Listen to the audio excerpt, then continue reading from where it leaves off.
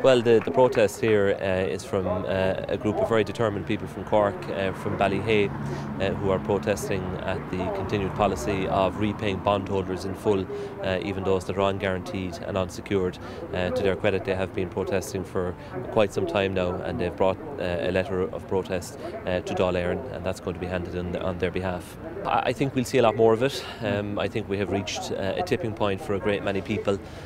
People have endured budget cuts now and tax increases for 4 years. They don't see any end in sight, and I think that's the really disturbing and worrying thing for people. If they knew it was coming to an end, they would get through it. But we know that there will be at least another 2 or 3 tough budgets to come, and I think people just have had their fill of it. I think it's going to be an extremely lively session. It's going to be a long build up to the budget in the first week of December. I think that the property tax is going to be the story of this Dáil term, and I think that's going to run right through next year as well.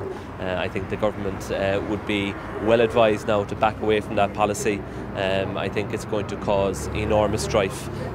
Most ordinary families simply do not have a spare €300 or €400 to pay by way of a property tax. It is in the memorandum of understanding with the Troika. I think the government now should put it on the table and try to renegotiate it. They haven't said today that they intend doing so, but I think they would be well advised to do that immediately.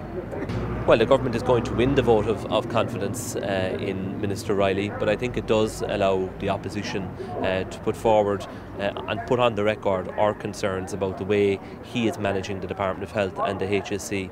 In our view, the budget that he brought forward last December was false in a number of respects, and he was warned about that repeatedly by the former head of the HSE, Cathal McGee, who felt the need to do so publicly even before Oireachtas committees. And the result of all of that now is that the Minister is slamming on the spending brakes, with the consequence of the cuts to home help hours, for example. He tried to cut personal assistant for those with disabilities, but because of the response he had to backtrack on that.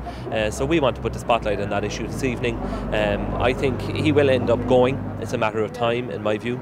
I think his personal difficulties are causing a huge distraction for him. Those problems seem to be growing. And I think that it is affecting his performance and his stewardship of the Department of Health.